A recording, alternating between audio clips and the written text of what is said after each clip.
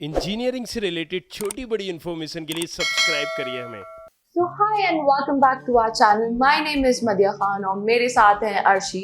और आज का जो हमारा टॉपिक है वो है महाराष्ट्र सीईटी काउंसलिंग। तो अर्शी, हमसे बहुत सारे स्टूडेंट्स ने क्वेश्चन पूछे रिगार्डिंग महाराष्ट्र सीईटी काउंसलिंग के बारे में। तो जो पहला हमारा जो क्वेश्चन था वो था मोड ऑफ एग्जामिनेशन क्या होता है in this counselling. Obviously mode of examination तो इसमें ऑफलाइन ही होता है, आपको सेंटर्स पे जाना रहता है। अगर हम एग्जामिनेशन की बात करें, स्पेशली महाराष्ट्र सीईटी के एग्जामिनेशन की अगर हम बात करें तो ओके तो ये तो हो गया मोड ऑफ एग्जामिनेशन। अब हम आ जाते हैं चॉइस फिलिंग प्रोसेस के ऊपर। तो ड्यूरिंग दिस जैसे रजिस्ट्रेशन जो होता है इसका, तो चॉइस फिलिंग कैसे करनी चाहिए स्टूडेंट्स को?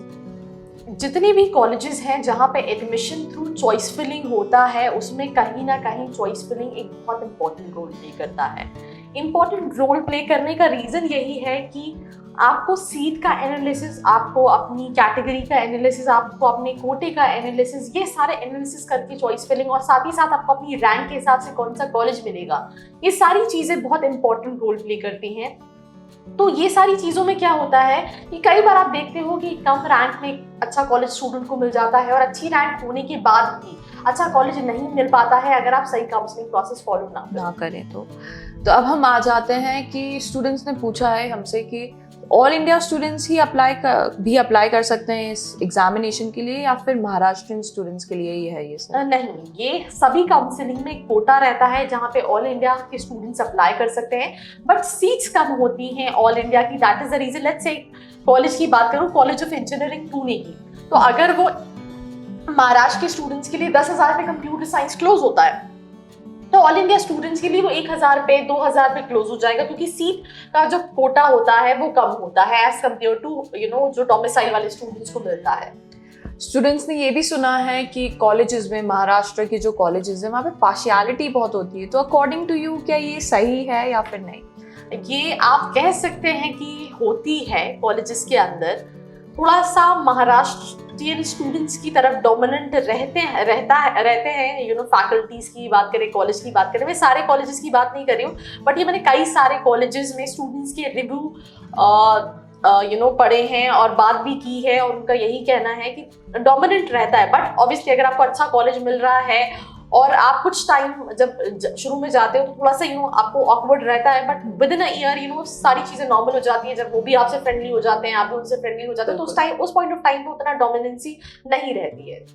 अच्छा, अगर हम मार्क्स की बात कर लें, स्टूडेंट्स ने पूछा है कि कम मार्क्स पे या उनकी कम रैंक पे भी उन्हें अच्छा कॉलेज मिल सकता है, क्या टारगेट कर सकते हैं? अगेन, मैंने कॉमेट की काउंसलिंग में भी इसका जवाब दिया था। अगर हम प्राइवेट कॉलेजेस की बात करें पुणे के अंदर, तो उनके अंदर में भी कई सारे कॉलेजेस में इंस्टीट्यूट लेवल सीट्स होती है, जिसमें एडमिशन प्रोसेस, अप्लाई करने का तरीका और टोटल अलग होता है। कई सारी प्राइवेट यूनिवर्सिटीज भी हैं जिनके पास लाइक इंस्टीट्यूट लेवल सीट्स होती हैं, उनको अप्लाई करने का, उसमें कॉलेज अगर आपकी परसेंटाइल कम है, आपको लगता है कि आप महाराष्ट्र सीईटी काउंसलिंग के बेसिस पे नहीं मिल पाएगी सीट, तो उनको कॉलेज को मेल करना पड़ता है। बहुत सारी प्रोसेस ही और टोटल अलग होती है, जिसके थ्रू आप एक कम रैंक पे भी कॉलेज को टारगेट कर सकते हैं, बट प्रोसेस अलग है। उसमें हो सकता है कि आपकी फीस स्ट्रक्चर जो है वो compare to normal fees structure से थोड़ा ज्यादा हो, depending upon college to college ये वेरी करता है।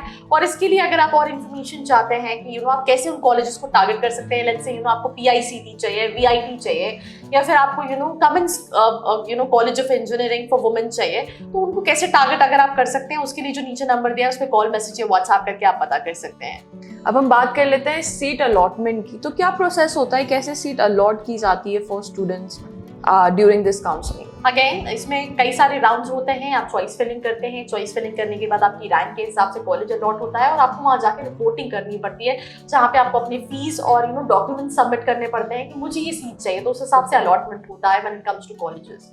और जैसे कि हमने टॉप कॉलेजेस की बात करी थी, तो क्या is it good to target top 10 colleges Maharashtra में, या फिर हम और कॉलेजेस भी देख सकते हैं? महाराष्ट्र एक बहुत एक तरह से बड़ा एरिया है। नागपुर भी बात कर लें, मुंबई, पुणे, सो अगेन जो मैं लाइक सजेस्ट यही करूंगी कि आपको ये देखना है, it's not about top 10 colleges. अगर आप टॉप 10 की बात कई कॉलेजेस लेते हैं जिनकी फीस बहुत कम है और एवरेज भी उसके आसपास है, तो आप टारगेट कर सकते हैं। बट अगर आप ऐसे कॉलेजेस में ले रहे हैं जिसकी फीस भी बहुत ज्यादा है और एवरेज पैकेज उतना अच्छा नहीं है, तो उस केस में वो बहुत अच्छा ऑप्शन नहीं रहेगा। उस केस में स्टूडेंट, स्पेशली जो स्टूडेंट ऑल इंडिया सीट पर ट्राई कर रहे हैं, वो दूसरे कॉलेजेस, दूसरी सिटीज में भी ऑप्शंस को एक्सप्लोर कर सकते हैं। तो this was all about Maharashtra CET counselling. अगर इससे रिलेटेड, काउंसलिंग से रिलेटेड आपको कोई भी और क्वेश्चन या क्वेरी हो तो आप हमारे व्हाट्सएप नंबर पे हमें व्हाट्सएप करके जरूर बताएं। हमारे काउंसलर्स आपको पर्सनली गाइड करेंगे। Until then, please like, share and subscribe. I hope you like this video. For more such videos, keep watching our channel. And do not forget to like, share and subscribe.